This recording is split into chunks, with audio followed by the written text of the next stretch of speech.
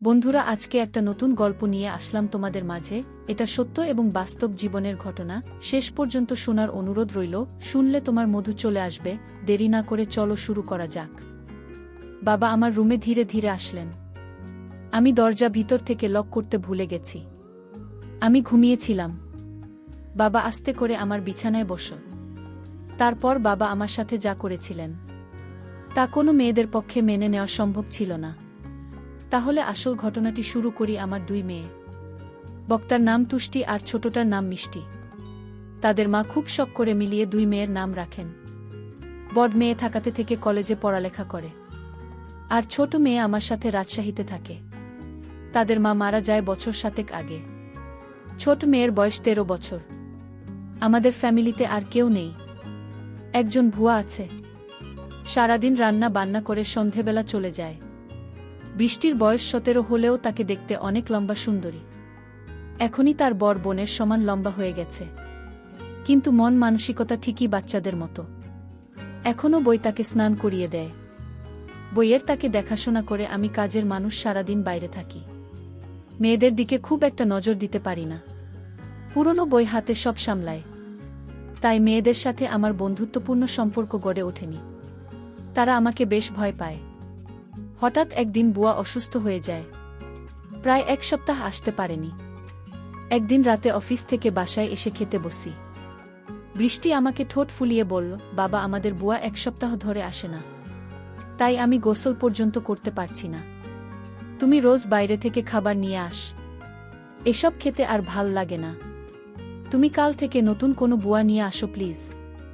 আমি হাতটা করে বললাম, গোসল না হয় আমি করিয়ে দিলাম, কিন্তু খাবারের যখন সমস্যা তো নতুন বোঝাত খুঁজতে হয়। বৃষ্টি বলল, ঠিক আছে কাল গোসল করিয়ে দিও। আমি খাওয়া বন্ধ করে মেয়ের দিকে চাইলাম। বৃষ্টি দেখতে খুব সুন্দর হয়েছে, একদম তার মায়ের মতো। আমি বৃষ্টির দিকে তাকিয়ে থাকতাম, কারণ আমার মেয়ে বৃষ্টি ঠিক তার মায়ের মতো হয়েছে। আমি আমার মেয়ের চেহারার দিকে তাকালে আমার স্ত্রীকে যেন খুঁজে পেতাম। আমি ভাবতে লাগলাম, মেয়েটি তো বড় হয়েছে, তারপরও এখনও বাচ্চাদের মতো আচরণ করে। তাকে গোসল না করিয়ে দিলে সে গোসল করবে না। আমি বাবা হয়ে মেয়ের দায়িত্ব নিতে। আমি বৃষ্টিকে বললাম, তুই এখন নিজের গোসল করা নিজে শিখ, কারণ কিছুদিন পর তোর শ্বশুরবাড়ি যেতে হবে। মেয়ে তখন বলল, বাবা আমি কোনোদিন শ্বশুরবাড়ি যাব না। আমি তোমার সাথে সারা জীবন থাকব। এই বাড়ি ছেড়ে আমি কোথাও যাব না। আমি আমার মেয়ের কথা শুনে অবাক হয়েছিলাম। এই মেয়েকে নিয়ে আমি কি যে করি। পরের দিন তাকে আমি গোসল করিয়ে দিলাম, নিজ হাতে তুলে ভাত খাইয়ে দিলাম। তারপর মেয়ে আমার শান্ত হলো। আমি বললাম, যাও বৃষ্টি, এবার তোমার রুমে গিয়ে ঘুমিয়ে পড়ো। সে বায়না করে বলল, বাবা ঠিক আছে। বরাক ছাড়া আমি একা আমার রুমে ঘুমাতে ভয় করে। আমি তাকে সান্ত্বনা দিয়ে বলেছিলাম, শোন মা, কিছুদিন পর থেকে তুই আমার রুমে ঘুমাবি, ঠিক আছে? এখন নিজের রুমে গিয়ে ঘুমিয়ে পড়ো মা।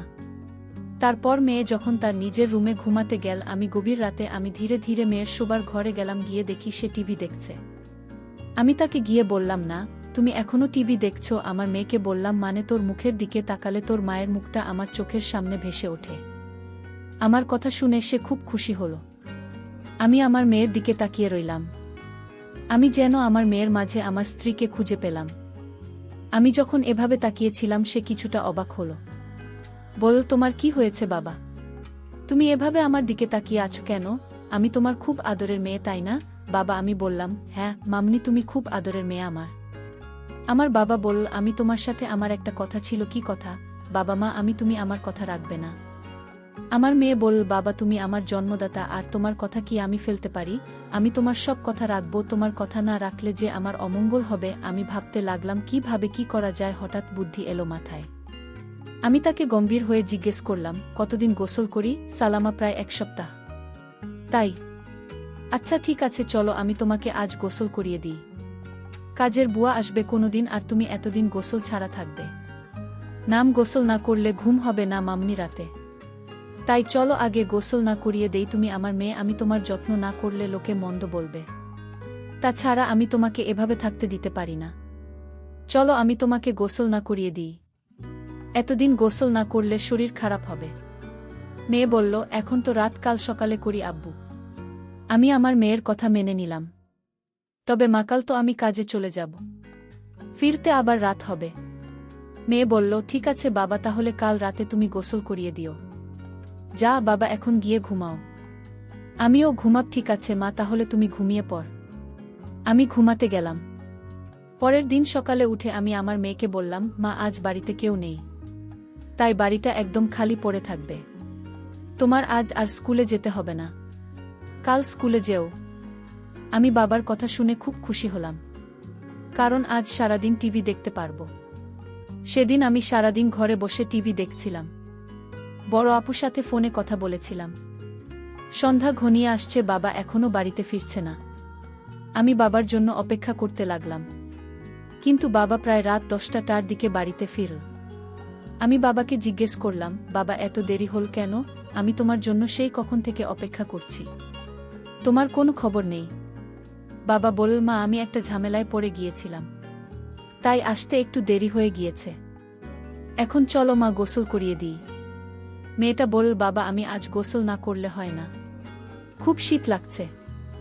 আমি মেয়েকে বললাম, মা আজ তোমার গোসল করতে হবে, নইলে তোমার শরীরে অসুখ হয়ে যাবে, শরীরে সর্দি জ্বর আসতে পারে। আমি বাবার কথা শুনে বললাম, ঠিক আছে বাবা, চলো আমি গোল করব। আমি তাকে বাথরুমে নিয়ে গেলাম।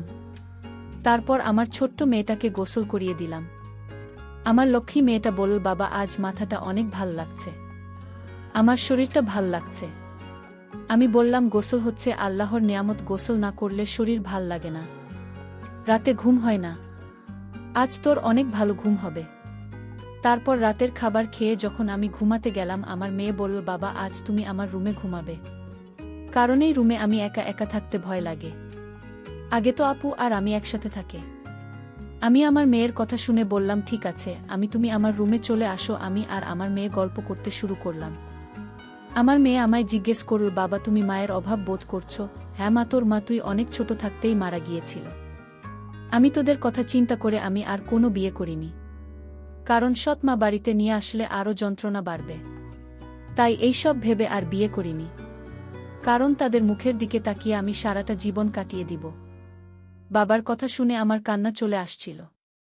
আমার বাবা তার নিজস্ব খোঁজেননি, আমাদের সুখের জন্য বাবা সারা জীবন এভাবেই কাটিয়ে দিল।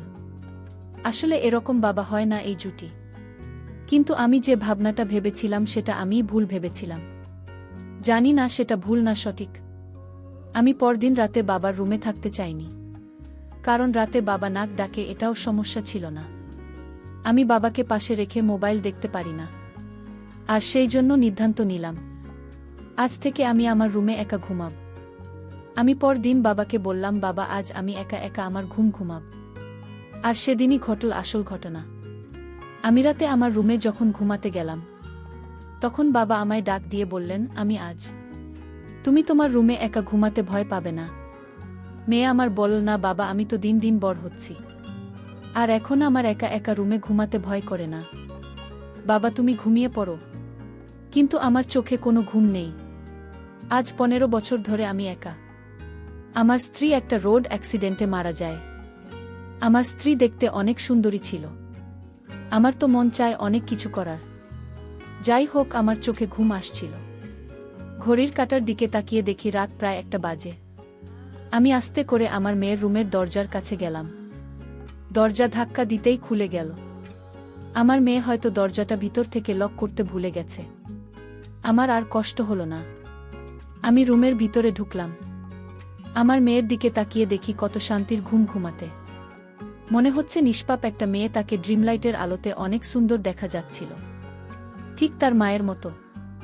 আমার কাছে মনে হলো এটাই বুঝি আমার স্ত্রী। আমার নিজের মেয়েটাকে দেখে আমার অন্যরকম অনুভূতির সৃষ্টি হলো। আমি ধীরে ধীরে মেয়ের বিছানার পাশে গিয়ে বসলাম। এক নজর তার দিকে তাকালাম।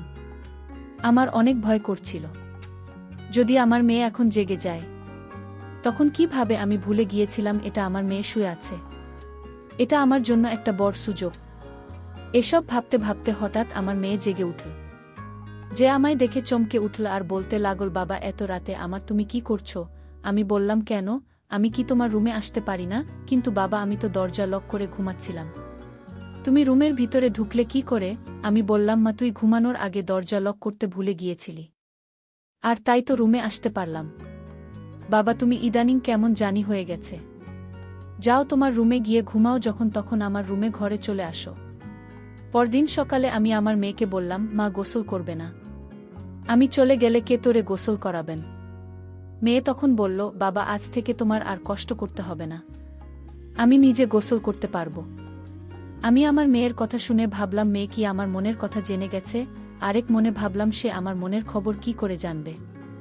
আমি রাতে বাড়িতে ফিরলাম, ফিরে দেখি মেয়ে ঘরে বসে টিভি দেখছে। আমি আমার মেয়েকে জিজ্ঞেস করলাম, বৃষ্টি আজ তুই আমার রুমে ঘুমাবি? কারণ আমার শরীরটা ভালো না। আমি বাবার বাহানা কিছুটা বুঝতে পারছি, কারণ বাবার ইদানিং মনের ভিতর খারাপ কিছু চলছে। আমার বাবাকে সন্দেহ সৃষ্টি হলো। আমি সিদ্ধান্ত নিলাম আমি আর বাবা রুমে ঘুমাব না। বাবা ইদানিং পাগলের মতো হয়ে গেছে। আমি আজ আমার রুমে ঘুমাতে গেলাম। রাতের শরীরটা ক্লান্ত ছিল, তাই আজ সকাল সকাল ঘুমিয়ে পড়েছিলাম। রাত যখন গভীর হলো আমি অনুভব করলাম আমার রুমে কে যেন প্রবেশ করছে, আমার সাথে অদ্ভুত আচরণ করার চেষ্টা করছে। আমি যখন বুঝতে পারলাম, আমি ঘুম থেকে উঠে বাবাকে দেখতে পাইলাম। আমি বাবাকে বললাম, বাবা এত রাতে আমার রুমে কেন আসলে, আর আমার সাথে এমন আচরণ কেন করছো? বাবা তুমি ভুলে গেছো আমি তোমার মেয়ে, তুমি এখনই রুম থেকে বাহির হয়ে যাও। বাবা তখন চিৎকার করে বলল, আমি যে রুম থেকে যাব না, না, এই রুমে আমার স্ত্রী লুকিয়ে আছে, বের করে দাও আমার স্ত্রীকে। বাবার কথা শুনে আমি অবাক হয়ে গেলাম। আসো পুজো তো। বাবা এসব কি বলছে? বাবা আমি তোমার আদরের মেয়ে, তুমি এসব কি বলছো? বাবা তুমি যদি আমার সাথে খারাপ আচরণ করো তাহলে আমি ভুলে যাব তুমি আমার বাবা। বাবা আমায় বল আজ আমি মরে যাব, তাও আজ এই রুম থেকে বের হব। বাবার এমন কথা শুনে আমি বাবাকে একটা ধাক্কা মেরে ফেলে দিলাম। বাবা তখন অজ্ঞান হয়ে লুটিয়ে পড়ল। আমি তাড়াতাড়ি বড়বাবুকে ফোন দিলাম। বড় আপু আর আমি বাবাকে হাসপাতালে নিয়ে গেলাম। বাবা 3 দিন যাবত অজ্ঞান ছিল। বড় আপু আমায় বলল, তুই নিজের বাবাকে ধাক্কা মারে। আপু তুই জানিস না, বাবা প্রতি রাতে আমার রুমে আসতো, অন্যরকম আচরণ করার চেষ্টা করত। তাই আজ আমি বাবাকে কখন যে ধাক্কা মারলাম তা বুঝতে পারি। বাবার যখন জ্ঞান ফিরল ডাক্তার বলল, আপনার বাবা পাগল হয়ে গিয়েছে, ওনার ব্রেন নষ্ট হয়ে গিয়েছে, আর তাই আপনার সাথে এরকম খারাপ করত। ডাক্তারের কথা শুনে আমি কান্না করতে লাগলাম আর বলতে লাগলাম, আমি বড় ভুল করে ফেলেছি। আমার বাবা জ্ঞান হারাচ্ছিল, আর তাই তো আমার সাথে এরকম করত। বাবা তো আগে এরকম করত না। আমাদের কথা শুনে বাবা বেড থেকে উঠে বসল, আর আমাদের 2 বোনকে উদ্দেশ্য করে বলতে লাগল, শোনো মা, ডাক্তার ভুল বলেছে, আমি পাগল নই, আমার মাথাও ঠিক আছে। আমি 15 বছর ধরে তোদের মাকে দেখি না, আর তাই সে আমার পাশে না থাকাতে আমি সারাক্ষণ চিন্তায় ডুবে থাকতাম। আমার কিছুই ভাল লাগত না। কিন্তু আমার ছোট মেয়ে বৃষ্টির দিকে তাকালে আমার মনে হতো আমার স্ত্রীকে খুঁজে পেয়েছি, কারণ বৃষ্টি দেখতে হুবহু তার মায়ের মতো, আর তাই আমার মেয়ে হিসেবে বৃষ্টিকে দেখতাম। এতে আমার চিন্তা কমে যেত। আমি প্রতি রাতে তার রুমে গিয়ে তার কাপড় চোপড় এলোমেলো থাকলে আমি তা গুছিয়ে দিতাম। এটা কি আমার অপরাধ? আমার নিজের মেয়েকে স্নেহ করা কি আমার অপরাধ? আমার মেয়েকে আমি দেখতে না পেলে আমার খুব কষ্ট হতো না? আমার মেয়েকে আমি সব সময় চোখে চোখে রাখা, সেটাও কি আমার অপরাধ? বাবার মুখে এমন কথা শুনে আমি হাউমাউ করে কান্না করতে শুরু করলাম। বাবার পায়ে ধরে আমি বাবার কাছে ক্ষমা চাইলাম, বাবা তুমি আমায় ক্ষমা করে দাও, আমি তোমাকে ভুল বুঝেছিলাম।